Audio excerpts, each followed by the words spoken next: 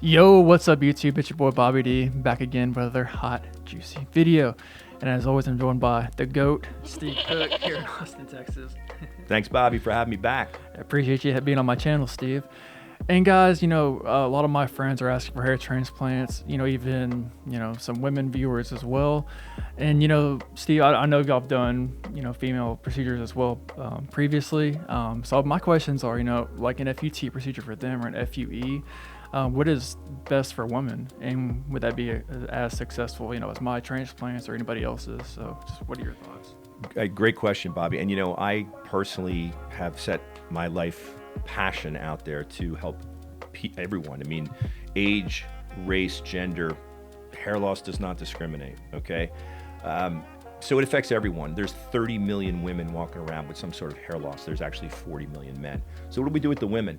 Well, let's start off by just explaining it this way. There's two different patterns of loss. There's a female pattern and there's a male pattern. Now, that's not gender specific. And what does that mean? Well, most women have a female pattern and most men have a male pattern, but a woman can have a male pattern and a man or male can have a female pattern.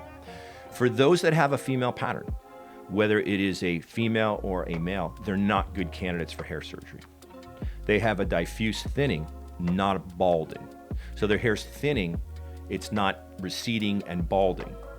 So the majority of women, they're not candidates for hair surgery because, excuse my expression when I say this, but doing a hair surgery on a female or a male with a female pattern is like peeing in the ocean. You're not going to notice anything. And it's just not something that you're going to see a good return on investment. And now I'm going to get into females with male patterns, but before I do, keep in mind that those that have a female pattern in a darker room, right, looks like they have a full head of hair. It's just a lot less than what they had. The most important thing for those people, mainly females, is to keep what you have. And because once you've lost it, it's hard to get it back. So that is what my advice would be to females. Now, if a female has a male pattern with the receding hairline, which is primarily what they will complain about, there's possibility that they're a candidate for hair surgery. Now, I say possibility because we have to be very careful with females. I have to be careful when I say this, and I don't mean this directly at the entire gender or against the male population, but for the most part, women are a little bit more articulate when it comes to fashion, when it comes to makeup, when it comes to design, and when it comes to everything in regards to their accessorizing, right? The hair is a huge part of that accessorizing. If we put a hairline on a 45-year-old bald guy, he looks 10 years younger. He's your biggest fan. He's doing cartwheels and handstands. That's not a female that has a little bit of a receding hairline that wants a hair transplant. It's much more difficult to do preoperative consultations with. I'm very, very cautious. One of my cautions is the hair in the back of the head can tend to be a little stronger than the hair in the front. So when the female goes into a transplant, she's under the impression that she's going to get back the hair she lost. Well, yeah, but it's also going to be a lot stronger, and that could appear a little bit more masculine.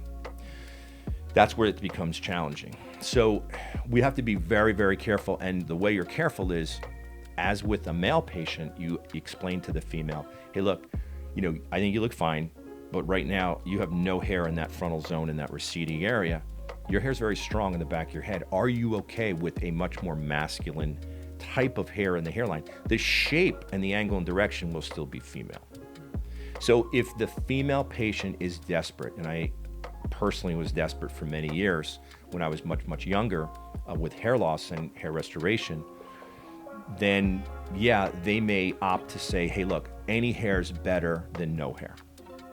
But if it's someone that is only after perfection, keep in mind that plastics, cosmetics, there is no such thing. So they could be walking into something that they did not know, and then you can't take the hair back out. They need to know that up front. So this is why this becomes much more complicated. It's not the female's fault that this happens to them, and it's not the female's fault that they have more attention to detail. It is what it is.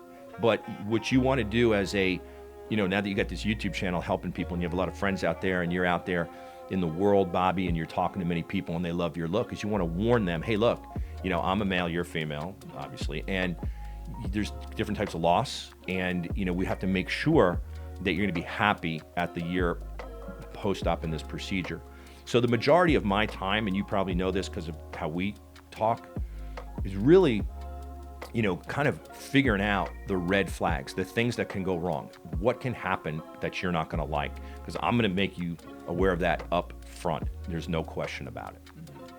Some very informative stuff there, Steve. So I really hope my female viewers out there take this and do what you will with it. Consult with your doctor, hair surgeon, consultant, and see what's best for you. And guys, if you like my videos, be sure to like and subscribe to my channel. And thanks again, Steve, for being here as always. Looking good, looking sharp. And stay tuned, guys, for some more hair-related content coming your way.